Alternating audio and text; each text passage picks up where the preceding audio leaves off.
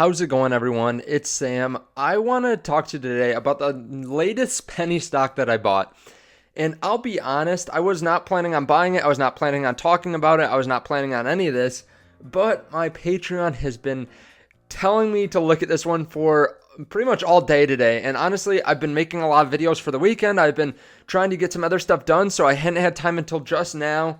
I'm going to do this in a one take, hopefully, so that way I get it up before the market closes. I know I have a lot of people in other countries that want to get in on this while the market's open. So the company is a penny stock that I bought in a small amount of. Now, if you want to know exactly how much I bought, you can check out the Patreon below. I just did a video on how much I bought in my portfolio this week, and I bought over $3,000 worth, and I don't really sell at all, so that's why it's a small amount. It's a highly risky stock, just like with any of these penny stocks, but I think it could move up. I plan on holding this. If it goes up to stupid levels, let's just say a stupid level is double or tripling in the next day or two, I might sell, but otherwise I might hold on to it for a while. So this one is an interesting one. I'll get to it in just a second. If you guys don't mind hitting the like button first and hitting subscribe, I definitely appreciate that. I'll even wait for a second. Okay, that's enough. I won't wait too long. But if you guys don't mind doing that, I really appreciate it. Also, there's a link down there to WeBull. I bought this on WeBull, so if you want some free stocks, if you want up to $3,700 worth, you would be able to buy way more of this company than I just bought. You can get up to $3,700 if you deposit $100 on the platform. And again, if you want to see what I'm buying and selling in real time, get this information earlier. We're already up about 4 or 5% in the couple minutes since I bought it. So the company is TRXC.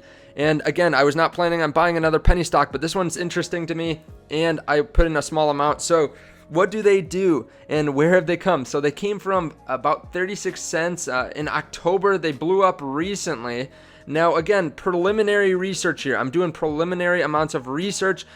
Around January 4, they jumped up a lot, and sorry, I should explain. The reason I'm doing this is because I want to get you the information as soon as possible. This is not enough information for you to go make a big purchase or anything like that. First of all, I'm not a financial advisor, but this is just enough information to make you dangerous, just enough so that you can get a hold and get a feeling for the stock. This is kind of what I like to hear from people, which is, why is this even interesting? And then I do my own research on top of it. So just a brief history on the company.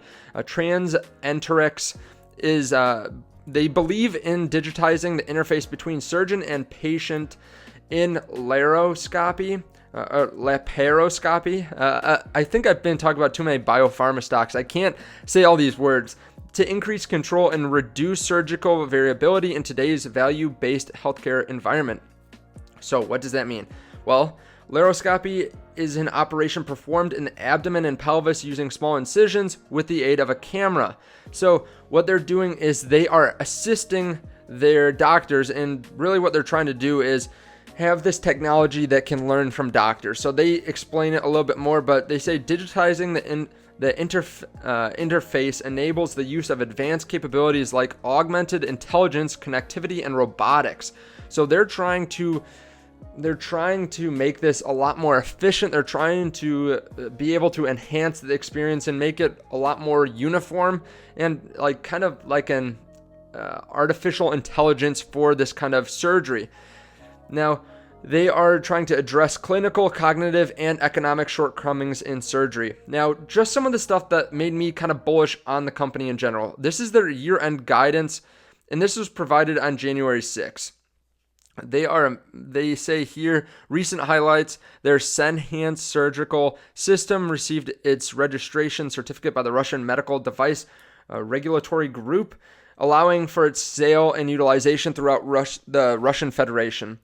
Southern Surgical Hospital, a hospital based in Louisiana, entered into an agreement to lease and utilize this Senhance surgical system.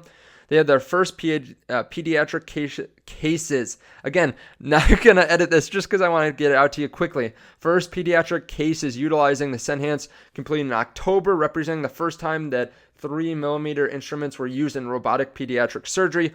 First surgical procedures successfully completed by the Intelligence Surgical Unit, leveraging augmented intelligence and machine vision capabilities. Year-end highlights. They installed the 10 Senhance systems were installed under operating leases, 9 clinical programs were initiated, and over 1,450 procedures were performed globally. That's pretty impressive. As of December 31st, 2020, the company had approximately $17.5 million in cash equivalents, and restricted cash.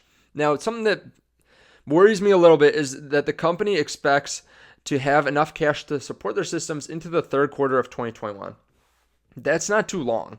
They're going to burn through $17.5 million in cash, they're saying, possibly in 2 or 3 quarters. That's one of the major red flags to me about this company.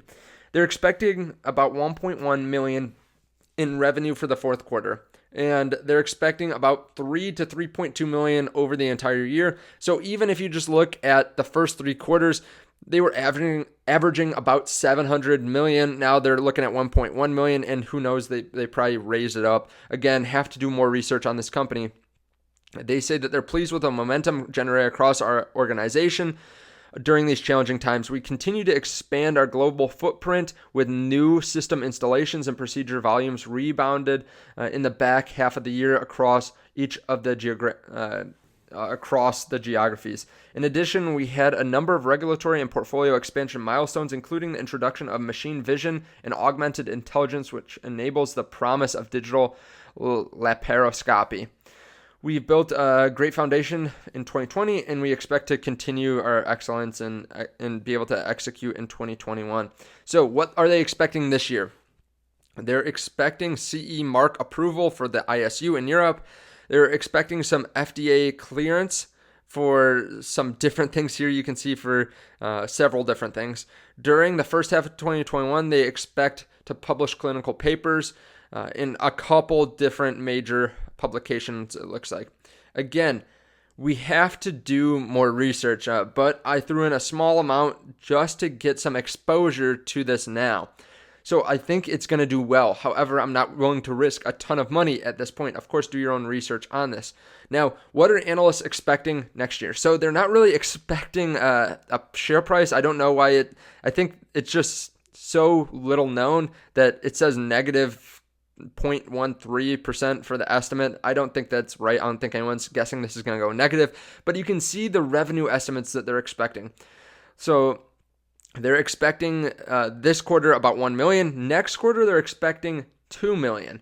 That's a big jump. Then next year, this full year, I should say, because now we're into 2021, they're expecting 10 to 11 million. They're expecting sales growth of 240%. That's really impressive. I mean, that is a major jump, and I think they could do it with how much they're expanding. Now, the company right now is in around $1.3 million. They have been jumping up a lot. So even just a couple months ago, they were sitting at about a third the price that they are now. And that meant that they were just a $30 million company. So again, pretty risky, but at this point, I want some exposure to it. I think it's really interesting. And I think this is a potential 5-bagger. I mean, it could be the next, I usually don't say this, but like BNGO jumped up so quickly because it had some really interesting technology. This technology seems really interesting. Now, I don't have a great feeling for the competitive environment. Who knows what other companies are doing, whether they offer something even better. But this one is one that I won't sell today, even if it jumps up. I might sell if it gets really high next week, but it's one that I like. It's one that I think has the potential. And even though it went up and then came back down, I still think it could go up again. I think if they're able to do what they want to do and what they are projected to do, I think this one could be a great stock. Now, of course, do your own research. If this one goes down to zero, I fully believe it could go down to zero. Any of these penny stocks could go down to zero. If it goes down to zero, don't be mad at me. All I am is a messenger about the company and what's happening. If you guys want to know, I bought in at $1.03.50. So I bought some shares there. If you want to know exactly how much I bought, you can check out the link down below to Patreon.